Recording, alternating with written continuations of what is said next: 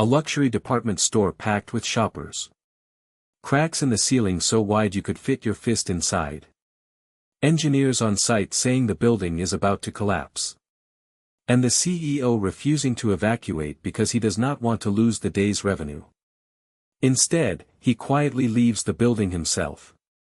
7 minutes later, the entire structure pancakes into the basement in 20 seconds. 502 people are killed. This is the story of the Sampoong Department Store collapse, and it is one of the most preventable engineering disasters in history. Seoul, South Korea, 1987. The country is booming. Construction is everywhere. A man named Lee Jun, chairman of the Sampoong Group, begins building what he envisions as a luxury shopping destination in the wealthy Seoul district of Seoul. The original design calls for a 4-story residential apartment complex.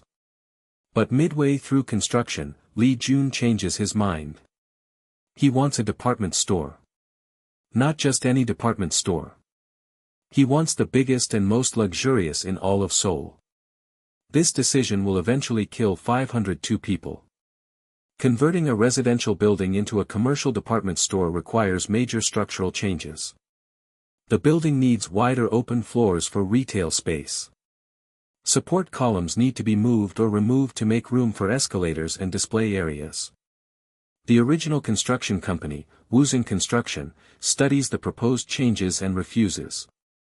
Their engineers determine that the modifications will compromise the building's structural integrity. The columns, slabs, and foundations were designed for a residential building, not a massive commercial space with heavy foot traffic and equipment. Lee Jun's response is simple. He fires Woosung Construction and brings in his own company to finish the job. Under Lee Jun's direction, the building undergoes changes that would horrify any structural engineer. The support columns are reduced from 800 mm in diameter to just 600 mm, making them 25% thinner than the design specified. The concrete slab thickness is cut from 410 mm to 360 mm. And the concrete itself is weaker than specified, just 18 megapascals instead of the required 21. These might sound like small numbers. They are not. In structural engineering, even tiny reductions in load-bearing capacity compound across an entire building. Each compromised column transfers more stress to its neighbors. Each thinner slab flexes more under weight. The building is being weakened from the inside out, and it has not even opened yet. The building uses what engineers call a flat slab design. This means there is no steel frame holding the structure together. The floors are held up entirely by concrete columns. Think of it like a stack of concrete pancakes balanced on thin concrete pillars. If any pillar fails, the pancake above it has nothing to rest on. And when one floor falls, the weight crashes onto the floor below, which was never designed to handle that load. The result is a progressive pancake collapse, where each floor slams into the next, all the way to the basement. But Lee Jun is not done making dangerous decisions. After the store opens and becomes profitable, he decides to add a 5th floor. City officials and structural engineers reject the proposal, warning that the building cannot handle the additional weight. Lee Jun's response is to bribe the officials until they approve it. The 5th floor is originally planned as a roller skating rink. Then it is converted into a food court with full restaurant kitchens. This is significantly worse from a structural perspective. Restaurant kitchens require heavy equipment. Refrigerators, stoves, ventilation systems, storage. The floor also receives an ondol heating system, a traditional Korean underfloor hot water pipe system that runs along the reinforcing steel bars, adding even more weight. And critically, the columns supporting the 5th floor are not properly aligned with the columns below. This means the enormous weight of the 5th floor is being transferred through the already weakened concrete slabs rather than straight down through the column structure as physics demands. Then comes the final fatal decision. In 1993, 3 massive air conditioning units are installed on the roof. Their combined weight is 45 tons. That is over 4 times what the roof was designed to support. And because management does not want to pay for a crane, the units are dragged across the roof using pulleys and rollers.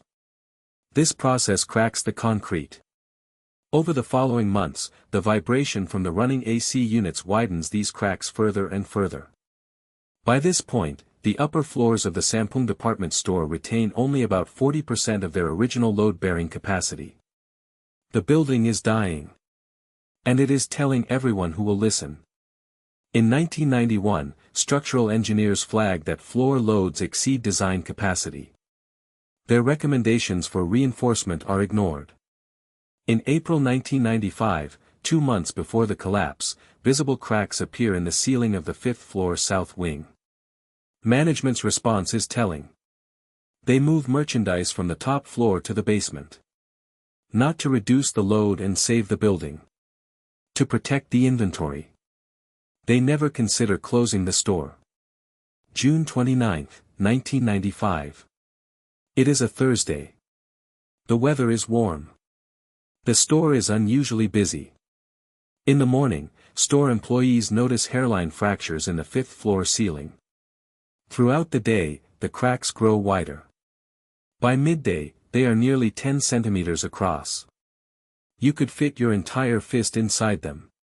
The air conditioning units are shut off. The fifth floor is partially cordoned off. Store management calls in structural engineers for an emergency assessment. The engineers arrive. They examine the cracks. They study the building structure. Their verdict is immediate and unambiguous. Total structural failure is imminent. They recommend evacuating the entire building immediately. Lee Jun refuses. The store is packed with customers. It is one of the busiest shopping days of the season. An evacuation would mean closing the store, sending shoppers to competitors, and losing significant revenue. He will not do it. What happens next is the detail that haunts everyone who studies this disaster. While refusing to evacuate the 1,500 shoppers and employees inside the building, Lee Jun and the senior store executives quietly leave. They walk out of their own building without telling anyone else to do the same. They save themselves and leave everyone else inside a structure they have been told is about to collapse. At 5:50 p.m., staff on the fifth floor finally begin evacuating customers from the top floor. It is 7 minutes too late. At 5:57 p.m., the concrete slab around column 5E, the column bearing the concentrated weight of the 45-ton air conditioning units, fails. The technical term is punching shear failure. The column does not break. Instead, the slab around it tears free, like a heavy weight punching through a sheet of paper. The AC units crash through the roof and onto the fifth floor. The fifth floor cannot hold. It collapses onto the fourth. The fourth collapses onto the third. The third onto the second. The second onto the first.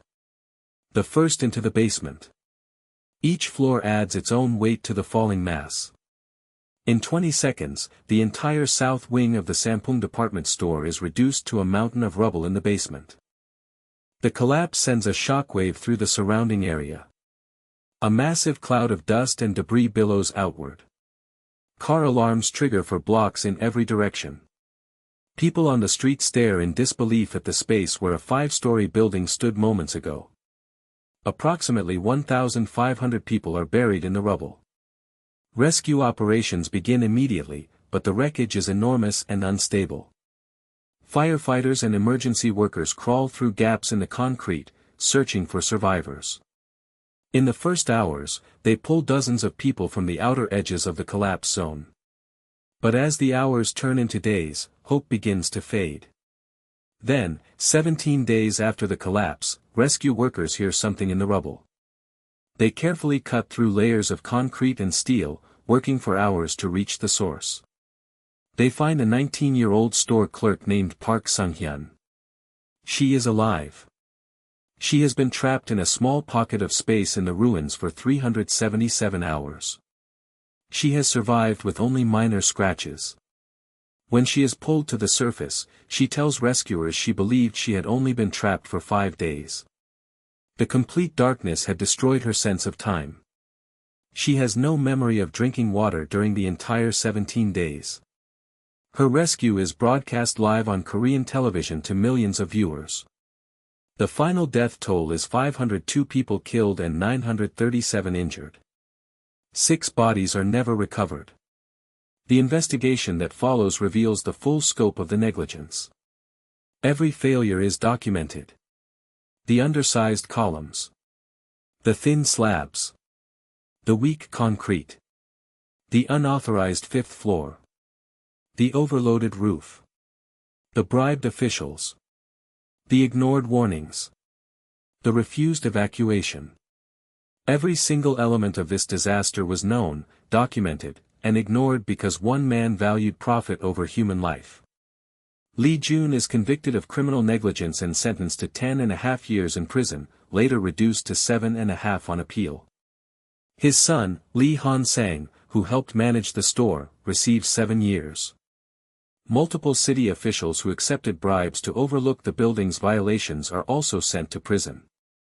But the most shocking revelation comes from the aftermath inspections. Alarmed by the Sampoong disaster, the South Korean government orders emergency structural inspections of buildings across Seoul. The results are staggering. Of the first 50 buildings inspected, only 1 is deemed structurally safe.